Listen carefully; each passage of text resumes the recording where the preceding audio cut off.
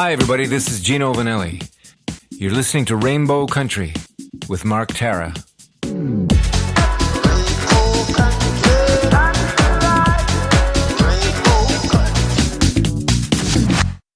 The views and opinions expressed on the following program are those of the persons appearing on the program.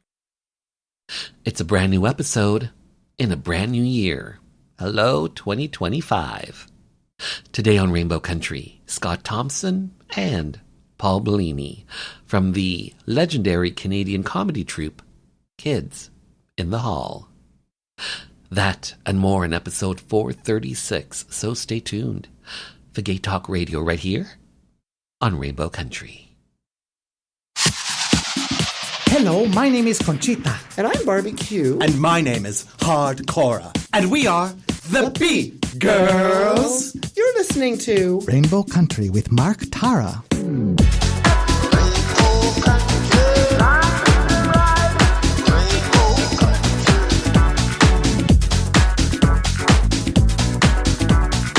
hello and welcome to a brand new journey in a brand new year on Rainbow Country. As I like to call it, a little gay radio show working to give voice to the LGBT community and beyond. And as always, I am your tour guide through Rainbow Country. I'm producer and host, Mark Tara. By the way, Rainbow Country originates from CIUT-FM in Toronto, and now proudly in syndication across Canada from coast to coast to coast. The Yukon, British Columbia, Saskatchewan, Manitoba, the east coast of Canada in Newfoundland, Ontario, even down to Buffalo, New York, and online. Well, thanks to you tuning in, streaming, downloading, but ultimately listening. Together we continue to build Rainbow Country into a nationally syndicated gay radio show, as well as being recognized as a #1 Canadian LGBT podcast. So today on IMDb, he has 5 wins and 10 nominations, including 3 Primetime Emmy nominations. He is Scott Thompson. On IMDb, he has 3 wins and 7 nominations, including 3 Primetime Emmy nominations, and he is Paul Bellini. And those 2 multi-award-winning artists are from the Canadian legendary comedy troupe Kids in the Hall. And they join me in conversation on this episode to talk about their gay punk band, Mouth Congress, their new album, Valley of Song. We'll also find out how they joined Kids in the Hall, and so much more. Plus, in Hour 2, music from LGBT artists, independent artists, voices that we've come to know and love in classic disco, classic 80s, classic house. And on this episode, I'm featuring some classic 80s, some queer jazz, and more. All that lies ahead as we start Journey 436 through Rainbow Country, and our first stop, the Rainbow Country Bookstore. Today, Deep Sniff, A History of Poppers and Queer Futures, from British author Adam Smith, who reads from his gay history book that reveals the long history of poppers. And by the way, the reading is accompanied by the parody song, Just a Quick Sniff of Poppers, from drag duo Cookie and Kashida.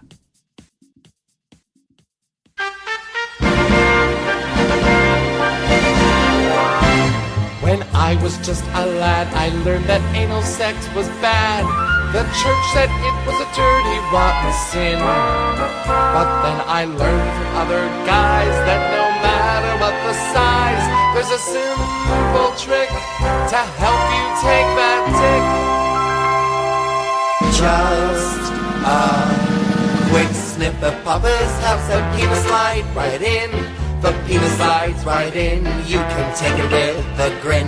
Just a quick sniff of poppers helps the penis slide right in the most delightful way. In the winter of 1866, actually, while a medical student in Edinburgh Royal Infirmary, Brunton met a patient called William H. This young man was only 26, but already had trained as a blacksmith. and then switched to toll keeper. His first job may have required too much exertion for him to continue because Brunton's notes reveal that William suffered from heart trouble. When Brunton met him, William had recently been hit by a dull, heavy pain about the left nipple every 3 days or so, lasting for at least half an hour. The pain had come on after years of infrequent attacks ever since he'd suffered from rheumatism as a child. After a 3-week hospital stay earlier in the spring, William was back just before Christmas. Doctors gave him aconite, which slows the heart rate, and digitalis. When neither worked, Brunton gave him brandy. The strong stuff didn't help either, so there was only one thing for it. The experiment was not a stab in the dark. Brunton acted in a way that was consistent with his wishes to take basic research from the lab to the bedside, and only with a decent understanding of the actual effect in the body. He had read the work of another scientist, Richardson, that amyl nitrite dilated blood vessels, and had even discussed the effect with his colleague in Edinburgh, Arthur Gamgee, who had made some unpublished measurements of this effect. Brunton obtained some amyl nitrite from Gamgee, who made it for him, and consent for an experiment from his supervising physician. And this is how Brunton came to give his patient William amyl nitrite. On March the 12th, 1867, Brunton observed, "The pain came on as usual at 3 a.m. A few drops of nitrite of amyl were put on a towel and inhaled by the patient. The primary effect noticed was a suffusion of the face, and the patient felt a glow over his face and chest. The pain disappeared almost simultaneously with the occurrence of these phenomena, but returned in 3 minutes. He then inhaled 5 drops more. The pain again disappeared and did not return." I met this guy once in a bar who took me outside to his car. He spread my cheeks and tried to ram it in. I screamed, "No, it's too big!" He said, "Take it all, you pig!" Then he shoved this small brown bottle up my nose. And girl, I gotta tell you something. That quick snip of puppers helps the penis slide right in. The penis slide right in. Now I can take it with a grin. Just a quick snip of puppers helps the penis slide right in the most delightful way. Good queer performers push their audiences forward into the future they desire. A good performance is utopia for a moment. In the Royal Vauxhall Tavern, all of these potential utopias were willed away when the police stormed in. Performances interrupted, orgasms foregone, connections broken. The police brought their alternative performance. The police did not just want to stop what was happening, they wanted to make their own utopia for a moment. They pulled on their costumes and they put themselves to work on embodying authority, power, intimidation. As individual officers, people with homes and hobbies, they had been moved by some newspaper stories about a deadly sex craze and by others that spoke of a horrible illness killing men who had sex with each other. They heard the words of politicians who spoke about preserving families and protecting children. As individuals, they may even have wanted no more gay or queer people. As an organized group of individuals, each wanting to belong to something bigger than they were, police officers were grabbed by the idea of cutting the number of queer venues. All we have is the records of their group performance, the way they stopped gay and queer people. They arrested our futures, at least for a night or two. The story of these raids is a story from the past, but it is about how we live in the present, creating a future. In every moment we are performing, making choices about the future we want to build for ourselves and others. We can be inspired by other people who are better than us at articulating a future, but it is not some distant, formless thing. How we are living now is always creating a future, whether we like it or not. Whether or not we are trying, we are performing a future. As a genderqueer dancer stretches the limbs they have, they bring us into their utopia for a moment. Wow, this stuff is amazing! Yeah, let me try some. I've never done it before. Wow, this is hot. Shit. Hey, Cookie, let's put something in my ass and see if it works. I just dropped the whole thing on the carpet. Here, bend over. Let me try this chair. Oh my god, I can't even feel anything! Shit, the whole thing fits! Wow, the room is spinning right now. These are great, but you know what? You can't use them if you're taking Viagra. Why? Well, because you'll die. Oh, that's a problem. Yeah. Wow, this stuff is amazing! So this goes out to all the guys who are too concerned with size. It really doesn't matter anymore. As you watch his manhood grow, shove that bottle up your nose. relax, Relax your hole, and slide down on that pole. Just a quick snip of puppets, help the penis slide right in. The penis slide right in. You can take it with a grin. Just a quick snip of puppets, help the penis slide right in. In the most delightful, Making it not frightful. in the most delightful way. Yeah. In the 60s, before the internet, to find each other, queer people needed to actually get together in real space and real time. Since most places didn't tolerate our kind, depending on where you were, your options could be limited. Large cities might have a few specialized commercial spaces, but in the absence of those, it was basically public washrooms, parks, or house parties. They all had their downsides. Commercial spaces required you to spend money, and that's one of the reasons why they were mostly for men. Even in places as big as Toronto, there was seldom more than one lesbian bar at a time. Lesbians earned about 60% of the male wage and probably had more dependents. The economy just wasn't there. The old adage was, gay men go to restaurants, lesbians hold potlucks. Washrooms and parks were also pretty much boys only and could be dangerous, plus parks in the Canadian winter, not so good. You could freeze your willy off. House parties, you needed to know somebody, or know somebody who knew somebody, and so on, and be invited. In terms of commercial life, Montreal had led the pack, developing a Sin City reputation during Prohibition in the US in the 1930s. And where there's sin, there's always a place for us. Toronto the Good and Vancouver took a bit longer, but in 1974, Toronto had enough anonymity and a critical mass to produce a small commercial scene. At first, it was mostly straight bars where we were tolerated in a corner as long as we behaved. Next came a few straight-owned venues that served gay clientele. By the mid-70s, a new class of gay entrepreneurs emerged and started to open up on Church Street where rents were cheaper. But not everybody lived in Toronto or Montreal. In smaller centres, where businesses couldn't meet community needs, the lesbian and gay liberation movement of the 70s came up with a new model. Defy economics and do it for ourselves. We might not have a lot of capital, but we did have free labour. For example, the Lesbian Organization of Toronto established a non-profit community centre in a ramshackle old Victorian house in 1977. It held dances and brunches and drop-ins and provided meeting spaces and a coffee house and hosted a phone line for a whole generation of women. Loot, as it was known, was following a strategy already developed elsewhere. In Saskatoon, the Zodiac Friendship Society opened its community centre in 1973. Edmonton and Calgary soon followed suit.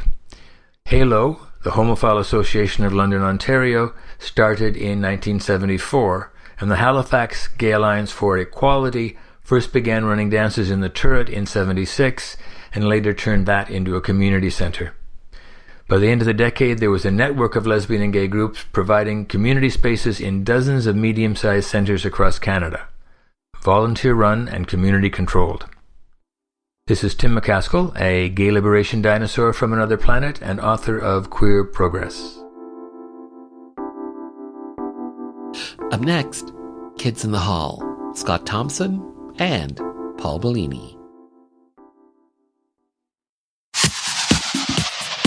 Hi, I'm Saida Garrett, co-writer of Michael Jackson's Man in the Mirror, and you're listening to Rainbow Country with Mr. Mark Tara.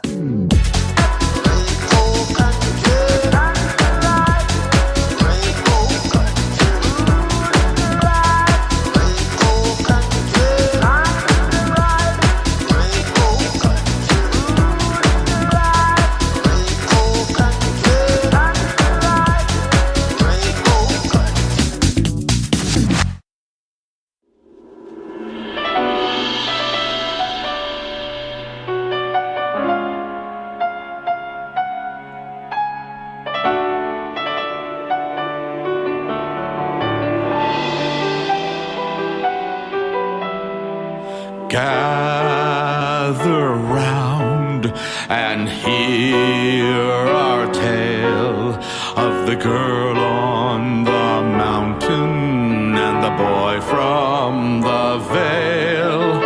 She milks her goats, which he churns into cheese.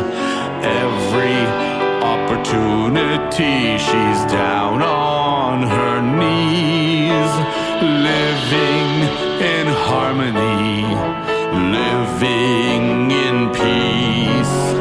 Mountain goats provide them with milk and with fleece. One day, no warning, soldiers arrive, rounding up vermin, the one still alive. Soldiers rough them up, tear the clothes off the boy, examine his manhood, which is not of a goy.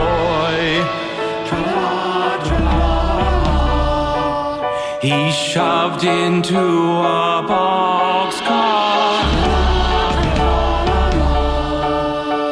nowhere to move, nowhere to breathe.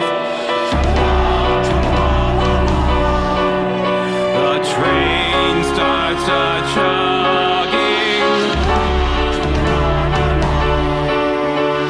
What can a mere girl do? At first she is frozen. She can't even think. She takes in a deep breath and then she starts to sing. At first very softly, quiet as a mouse, then turns up the volume and brings down the house. Rocks from the mountain fall down like rain. They block off the tunnel, thus stopping the train. She runs to the boxcar and pulls back the door. They all fall out except her man still on the floor. She curses her God for a life so unfair. Then he opens his eyes and gulps in pure mountain air. Sings the girl on the mountain. Love saves the day again. They lived happily ever after. Don't mess with a mountain girl. Paul Bellini, hi, how are you? I'm fine, Mark. How are you? I am well. Scott Thompson, bonjour, comment ça va? Oui, ça va bien. Ah, bon. I have to say, thank you both for being here, to have your voices, your stories be heard by the LGBT community and beyond. So thank you for this. The two of you came to prominence through Kids in the Hall. But what I think what most people don't know about you, about the two of you, is your love of music. In particular, punk music. You guys have a gay punk band called Mouth Congress, and you just released a new album called Valley of Song. Valley of Song. Paul Bellini, let's be serious for a moment, and let's talk about the sonic landscape of this album, this music album, this comedy album. How would you describe this record, Valley of Song? Well, it was very ambitious in that there are 16 songs. It took us a year to write, a year to record, and a year to mix. It was a very long project. But we tried in those 16 songs to try different genres and different crazy ideas. I think we treated every song very specifically, like wanted to give each one its own character. Mostly I would consider a rock album, but there are ballads. There's other kinds of things in there. There's 2 country songs. Yeah, there's a song that's kind of like spoken word poetry. Yeah, it's all kinds of things. We weren't really attempting to have a kind of an overall narrative to the album or any kind of sound. It was just each song was a separate individual that we treated, as a person that we would bring into the album. So the album's there's all kinds of people, all kinds of songs, all kinds of points of view, all kinds of sounds. Well, our background is sketch comedy. Yeah. And that's how we approach the whole record. The songs are usually from the point of view of the character, and they're all really different characters. We always tried to do something different, tell a different story with every song. Scott Thompson. Yes. Going back to the 80s, maybe, the origins of Mouth Congress. How did the two of you create Mouth Congress? Well, Paul and I met at university. We went to York University. Paul was in film and I was in theater. But I mostly hung around with film people. And basically, Mouth Congress, it started in a weird way. We didn't actually begin it till we graduated, but we would just jam. A lot of our friends were musicians. And neither Paul or I have really any musical background, but we like music. And I like to perform. And I didn't know what I could do at the time. We were so young and unformed. I was like, oh, whatever. If most of our friends had been dancers, we probably would have ended up choreographing dance. But it's just happenstance. We met, we wanted to be creative. And then once we graduated, and I think we both found that it was difficult. Like I wanted to be an actor and Paul wanted to be a filmmaker. And we also were young gay men who came out into a war. So I think we used Mouth Congress as a way to channel our sexual ambition into art so that we didn't die.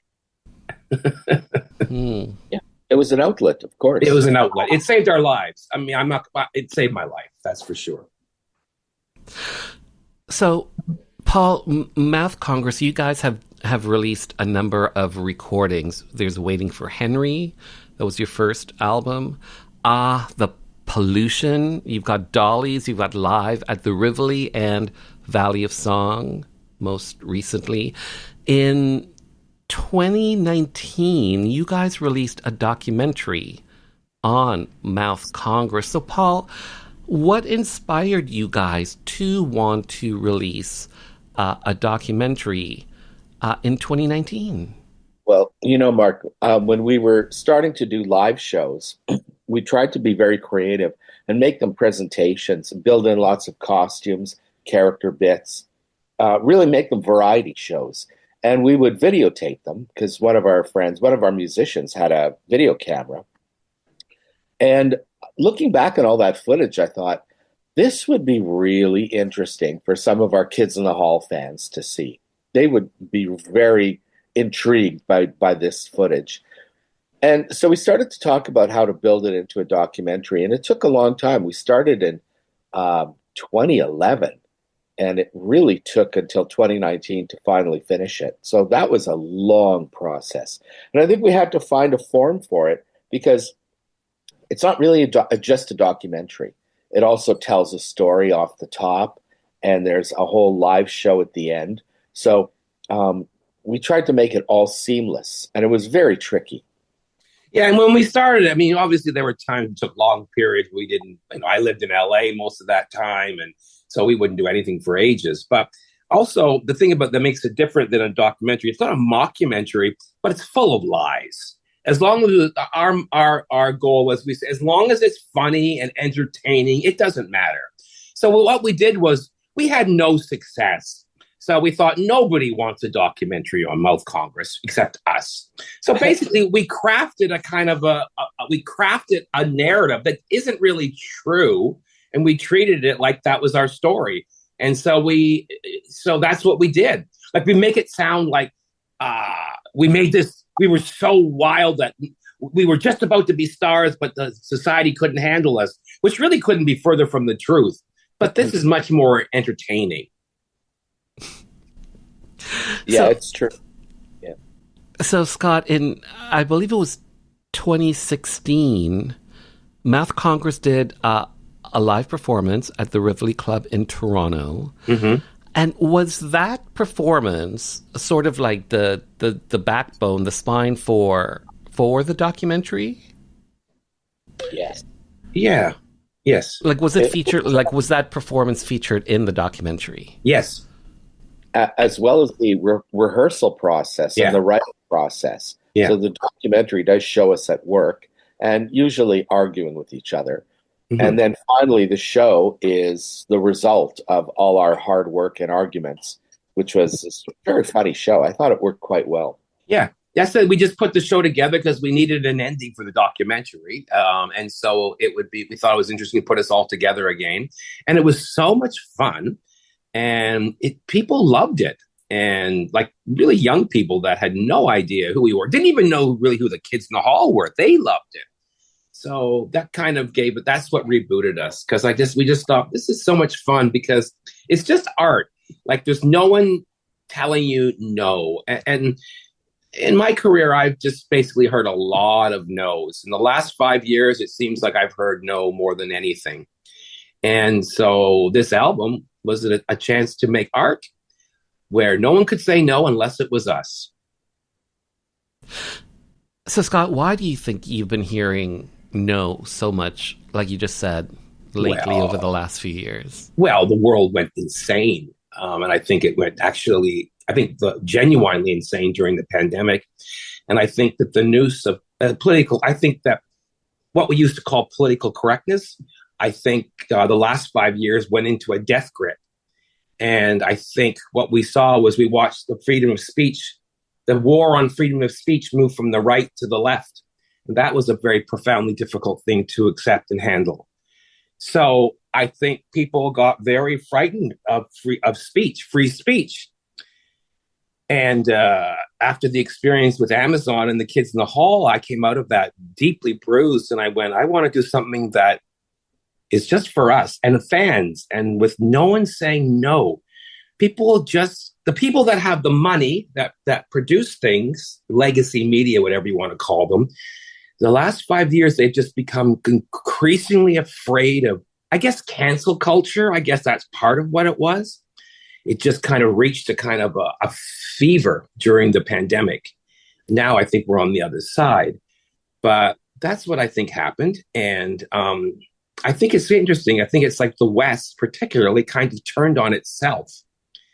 And, and people became afraid of free speech.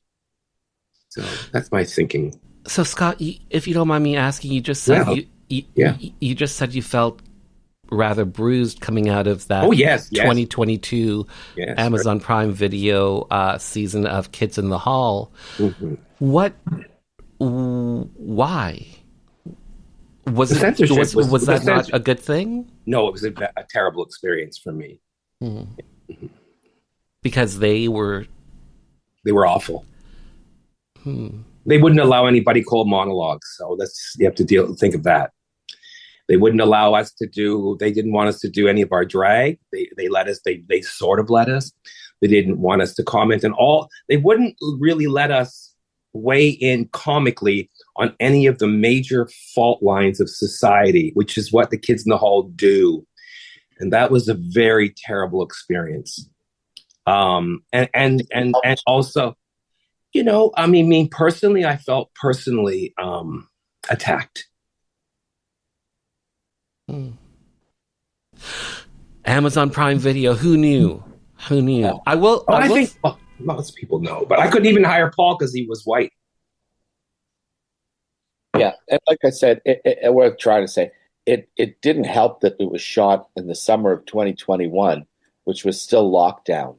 And it was very hard to do a comedy show, which requires conviviality and a certain freedom and relaxation of process.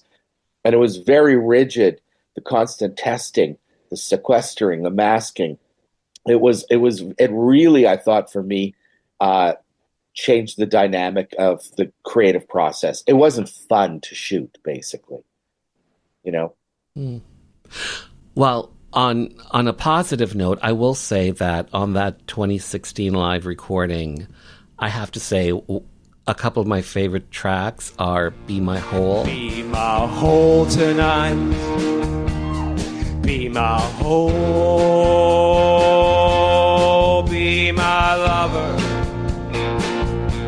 I'll be your cover. Be my hoe.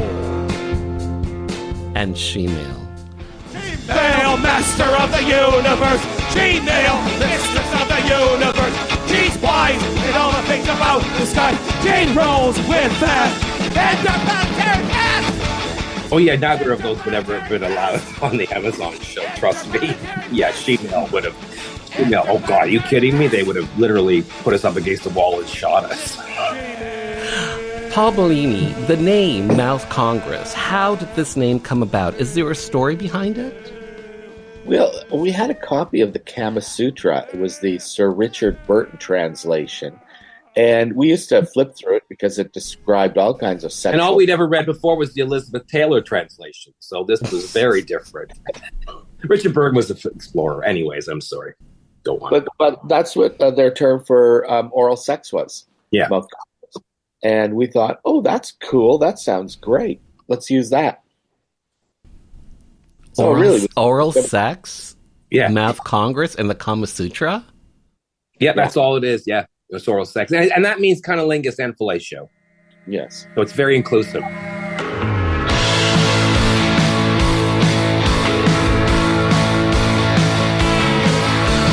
perfect day to hit the road. This time we don't have a load. Headed to your stuck-up little town. Look into the darkening sky. Open up your jaundiced eye. Listen to our wounded hearts go home. Go to the palace to have our say. We're not racist nor anti-gay, but no matter how this goes, some will see villains, some will see heroes. I got no problem with the vax, but getting jabbed is not a tax. I had this dream one night on blow. I tossed the king in the yellow snow. We are truckers, working class suckers, hauling your fancy food. Some of us ain't right, but this is not that fight. Baby, we all got screwed. And on that musical note, we'll return after this Rainbow Country update.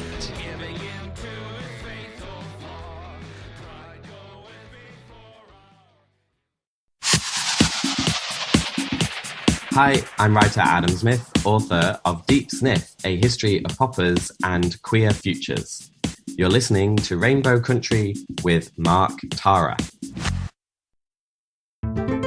Hi, I'm Jamie B. of TG CD Style Toronto, and I'm a professional feminization makeup artist and stylist providing male-to-female transformations and mentoring to those who identify as a cross-dresser or a trans woman. I first heard of Rainbow Country and Mark Tara in trying to find a radio station that specifically caters to the LGBT community, and I'm so grateful I found this station. It's crucial having a platform like Rainbow Country that welcomes all aspects of the queer community, including allies like myself and what I do. It casts a spotlight on specific needs and interests of human beings, ensuring that people from all walks of life are being validated. It's a real privilege to be able to work with cross-dressers and trans women by helping them align themselves with their feminine energy through the glorious feminization process. So, I want to thank Rainbow Country and Mark Tara for providing this platform for all of us.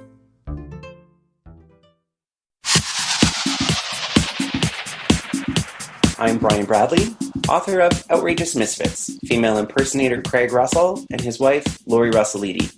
You are listening to Rainbow Country with Mark Tara. Canada says it loves the group, yet the geese have flown the chicken coop. One day they will all come home to roost. But now it's in the rearview mirror. We've got to let go of these years. Listen to our broken brains go.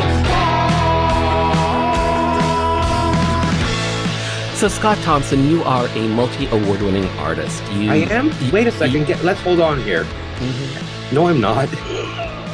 Not really. I haven't won much. What have I ever won? I don't think that's true. Sorry, but bingo. Like, I haven't won anything. What have I won? I got a couple Geminis, I guess, which don't exist anymore. Why don't you say multi-nominated? Okay, you're multi-nominated. Here we go. That's better. You have a successful career in acting, including being on HBO's The Larry Sanders Show, NBC's Hannibal, Netflix's FUBAR. Growing up, you mentioned earlier, did you always want to be an actor, want to be a filmmaker? I wanted to be famous. I really didn't know what I wanted to be an actor, but I didn't really know what an actor was. I mean, I didn't grow up in an artistic family. My creative loves weren't really encouraged. I grew up in a very masculine family. I have 4 brothers. It was all men. So it was a very rough growing up. So I had to hide all of those tendencies. And, but I want to be a movie star. I just wanted to go on talk shows and be funny and then make movies. But I didn't I didn't even really act in school very much. Like, I did one play at the very end of the high school because people kind of forced me into it. Because the truth was, I didn't want to do it because I thought that if I started doing acting, everybody would know that I was gay. So everything for me when I was young was everything to hide that I was gay until I got out. So I would never have told anyone what I really wanted to do because I thought that would out me. And how have you found fame treating you? Well, it's back and sometimes it's good, sometimes it's bad. Because I guess in your mind, you said you grew up, you wanted to be famous. Yes. So now that you are famous, now that you are known, how does it live up to that fantasy that you had? Well, it's not at all. It's not at all what you think it is. I mean, I think fame is just another way of. It's basically, I think, people that feel unloved. A lot of it, and it'll make you feel like you're loved. And there is love when you're on stage and people are clapping for you and you've done a good job. That is a form of love. But I think people, it's difficult when you first get thrown into it. I think it's hard when you're young. I think almost everybody has a period where they kind of lose themselves for a bit. And I think I did that. But I've been very lucky that my fame is not that big. It's cult fame. So I think that's allowed me to actually maintain my realism, whatever that means, my authenticity. Because I think in a way I dodged a bullet by not becoming too big. Because I think when you're too famous and too rich and too successful, that's an incredibly good excuse for people to hate you and turn on you. Well said. Well said. Yeah. So, Paul Bellini, you've been on Canadian television, Kids in the Hall. This hour has 22 minutes. She's the mayor. You're also a teacher. You teach sketch comedy at Humber College in Toronto. For yourself, you wear many hats: a writer, a performer, a teacher. For yourself, Paul Bellini, you feel most comfortable doing what? Wearing which hat? Well, I only think of myself as a writer, to be perfectly honest. And even teaching is an extension of my writing behavior, my writer behavior. And performing I was never good at. It's something I do, but it's not a natural thing. The only natural thing to me is writing. The only natural thing for you is writing. Yeah. And did you grow up wanting to be a writer then? I actually did. From when I was very young, I thought it was a really cushy job. Like, my dad had to get up at 5:30 in the morning to go work at a mine. And sometimes, in the middle of winter, it just was, I thought, what a brutal experience for a human being.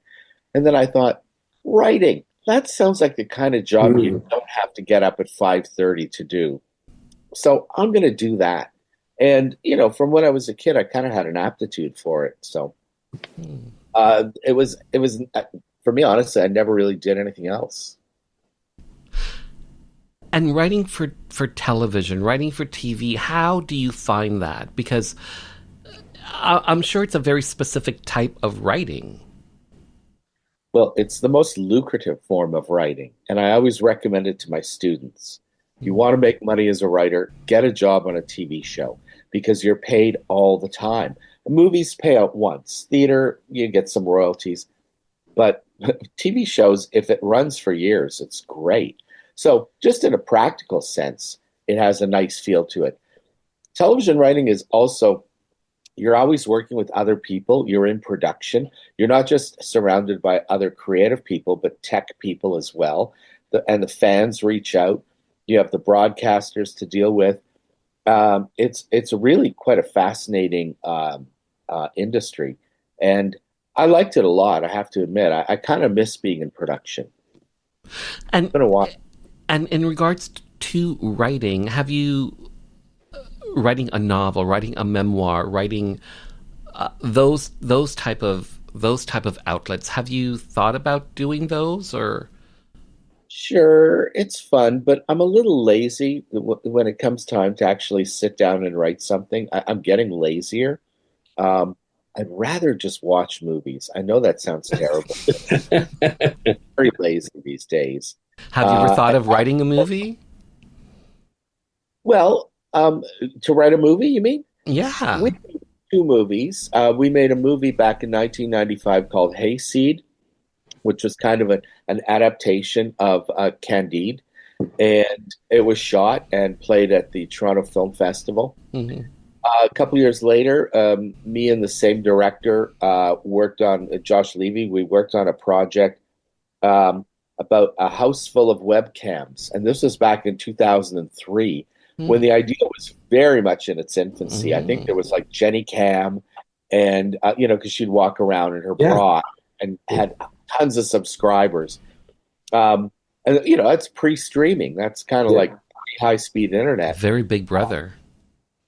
Very Big Brother. So we wrote a movie about it, which is also a psycho slasher film.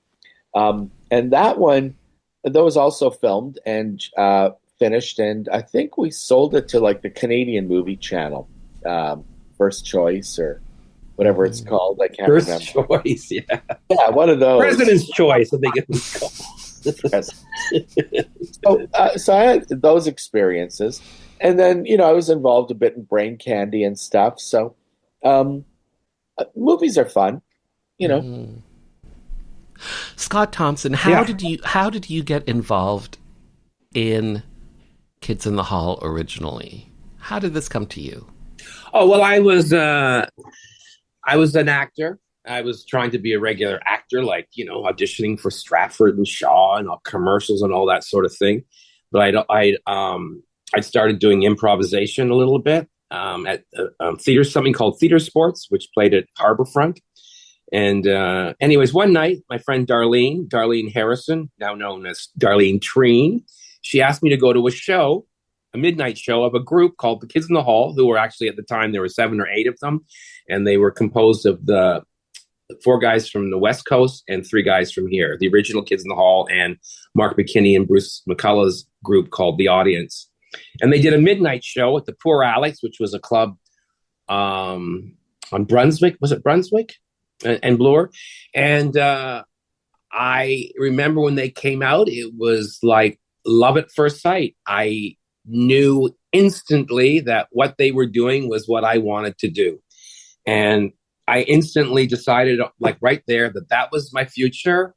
And I needed to be in that group. And so, without really thinking, I noticed that there were donuts under the chairs, and the theater was almost empty. And I thought, why do they have donuts? And I guess I thought, I didn't really think it through, but I thought, oh, donuts, they probably need this for a bit. So I just started taking all the donuts, and while they were performing, I started throwing it at them. I just wanted them to notice me. I could have gone really badly, but I think they were so blown away by this guy in the audience that threw things at them and thought it was a good thing that I remember afterwards, Bruce came up to me and said, "Are you the asshole that threw donuts at us?" And I went, yes. And I was proud of it. And I think that stuck with them. And then Mark McKinney, he saw me perform at Theater Sports maybe a week or two later. And I did this insane sketch. I don't know what I was thinking, where I mind pulling a turd out of a toilet. And then I held it aloft like Yorick's skull in Hamlet. And I did a monologue to it. And I think that combined with the donuts made them realize we need this guy. So they asked me to do a show with them. And I arrived with a bag of wigs and dresses. And I never went anywhere. After that, it was like I was in, and I just went, you have no choice. Mm-hmm. I just knew. Sometimes you just know in your life what you have to do. Mm-hmm. And you made it happen. I did. Yeah. Paul Bellini, for yourself, how did you get involved with Kids in the Hall? Well, I hung out with Scott at school. And likewise, when I saw the first show he did with the kids in January '85, I too felt like I was looking into my future. And I thought, these are the kind of creative people I really want to be involved with for the rest of my life. It's amazing what a strong magnetic pull it is. And still, we just did a show. We did shows this week. Shows this week, and what could keep me away? So it was very similar, and I just tried to make myself useful. That's it. Not a performer, because I knew there's no way I could compete with these guys. I mean, no way. So I just made myself useful as a friend and as an assistant and as a buddy and a hanger-on and whatever you want to call it. I was there all the time. Yeah. Until, again, they couldn't get rid of me either. So yeah, and we started writing together. Before you knew it, we were a team, and that was it. But it's true. What Paul said really sticks with me, because I've heard this over the years from people, and it sticks with me. Number one, make yourself useful. Oh, Arnold said that. It was Arnold Schwarzenegger said that to me. Yeah. Make yourself useful, whatever it is. And if you do that, you will have a good life. And it's really like, find a purpose, find a group, find something that you can, even if you don't do it well, but you will, if you apply yourself to something, regardless, you will become good at it. And people want people around them that are useful, right? Even if it's it's like, you don't have to make yourself useful at the beginning with what you want them to think you are there for, right? So what Paul said, you just, I'll be a dishwasher, I'll be the secretary, I'll build the set, whatever that is. You can keep it in the future what you really want to do, but you shouldn't let your ego get in the way of just doing a lot of shit at the beginning, because that's life.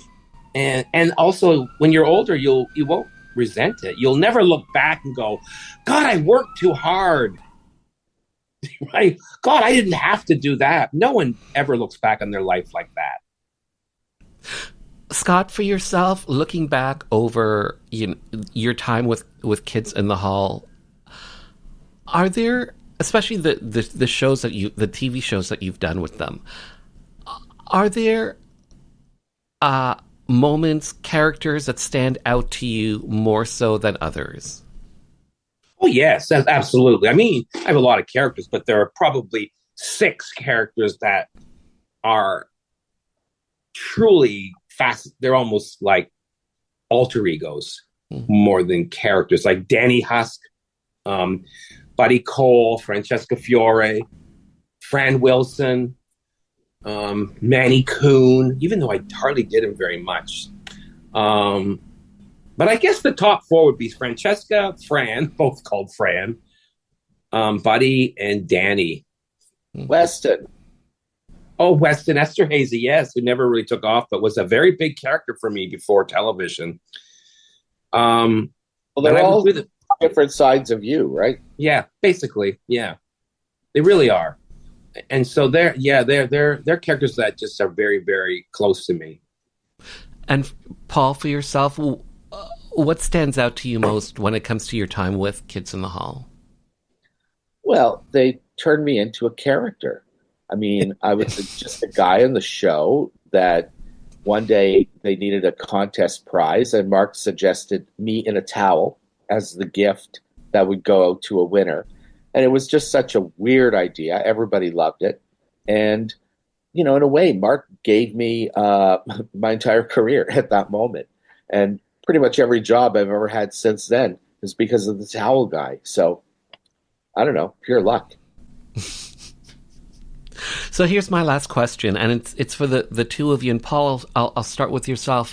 What do you hope audiences come away with after they've experienced, whether it's the your Mouth Congress music, if it's Kids in the Hall comedy, or anything that you do? What is it that you hope your audiences come away with after they've experienced Paul Bellini? I want them to experience the feeling that anything is possible, that you can try different things, that you are not limited by some sort of identity that other people foist upon you, that you are a free thinker and kind of inside you can be a monster or a lion and really approach things with energy. And don't be afraid to fail. Of course, it's the great lesson in comedy is, failure is what makes you great. Mm-hmm. But I think just all that, like daring, liberate your ideas. Mm-hmm. Well said. Well said. And Scott, for yourself? Well, I like people to hopefully amused. Hopefully they laughed, provoked, maybe even turned on, just entertained. I like to entertain, but I like to make people think. But it's like also what Paul said, there's no such thing as failure, really. I mean, all failure really is a chance to get better at something. So you can't really fail and you can't really bomb. Because most of us remember those things almost better than the triumphs. Like, I know I've told my bombing stories more than I've ever told. No one wants to hear a story of triumph. Yeah, right? But also bombing gives you more. Yes, it does. Well, it's more, they're funnier, right? Success isn't really funny. Failure is. Yeah. That's just, it's like comedy, like the last few years, we touched upon at the beginning about how, the censoriousness of the West became kind of awful the last few years. Yeah. But what was I going to say? About failure? Well, because you just can't. There's nothing to fear, because you'll get better if you keep going, and people like watching it. I think what they like to watch is how you cope with failure. Yeah. That's exciting. We saw that on Monday night. Yes.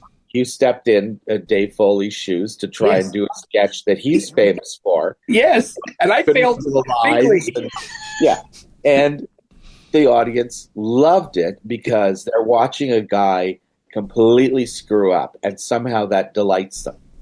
It frees them, Yeah, it's that again. That will be one of my favorite memories of all time as a performer, taking you on a classic sketch that Dave and Kevin did, and to try to. I mean, I wasn't trying to imitate Dave, but I was trying to get that chemistry that Kevin and Dave have, which you can't fake it. And I went off the rails within the first 30 seconds. But what people enjoy is they want to see you pick yourself up, and they want to see you continue. And an audience is interesting because they may be hundreds, thousands of people, but when they're together in a crowd like that, watching something singular, they're one organism. They become one thing. Mm-hmm. And so what you can never show on stage is weakness, because they will turn on you, and they're waiting for weakness.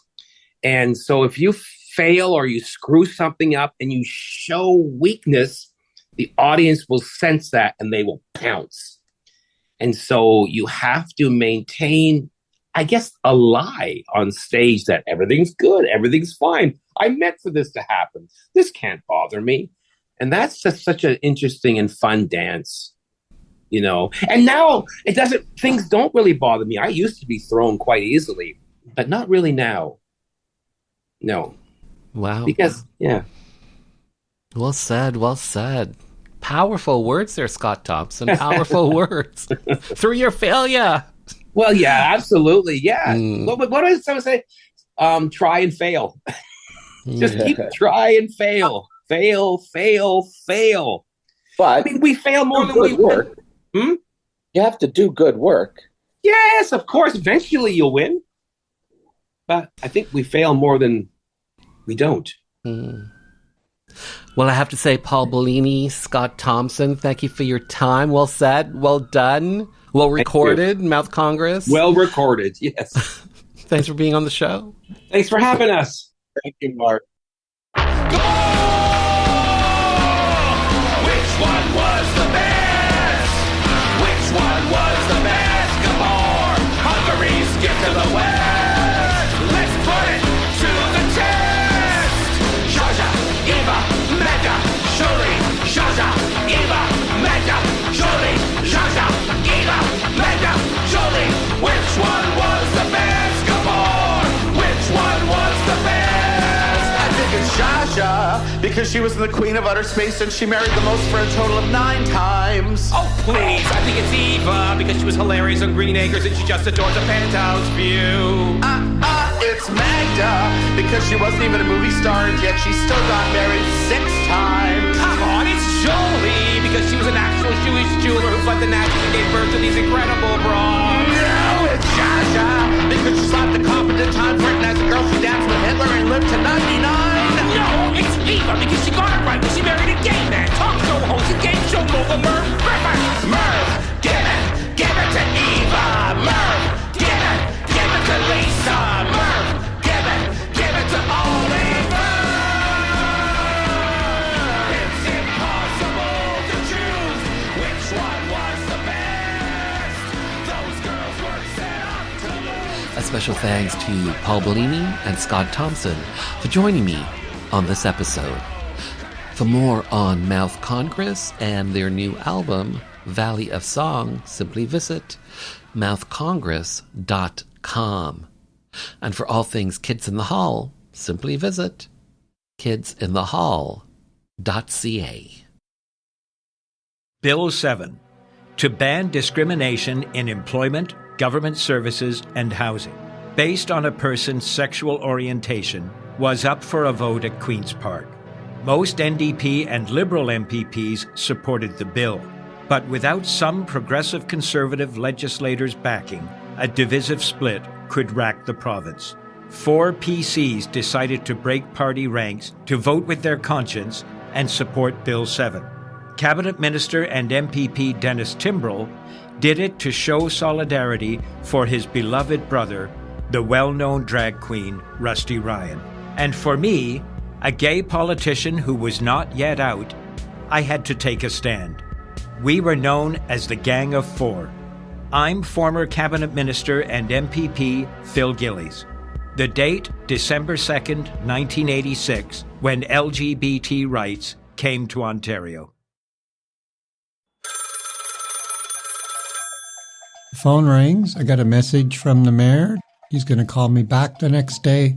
I get the call, and he said, if you'd accept, we'd like to honor you with the key to the city. There was an event later that year in May. Just a key, right? Like, key to what? A decent job, a good singing career. It's really a metaphor, but it's history. So a reporter wants to talk to me and says, so it's a key, right? Like, what's the big deal? I says, well, not everybody gets the key. So I looked it up, and I guess it is kind of a big deal. The date, May 17th, 2018, when trans activist Susan Gapka made history by becoming the first trans woman to be presented with the key to the city of Toronto. By the way, past recipients include Rush and the Raptors.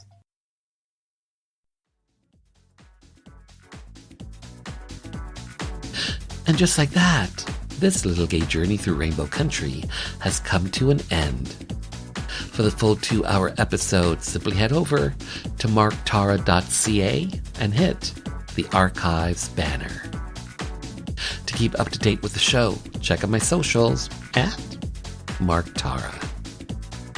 The podcast is available on all major platforms. And finally, I want to take this time to thank you for taking your time to be with me. Remember, we are living in days of making dreams come true, so believe in yourself, and the world will believe in you.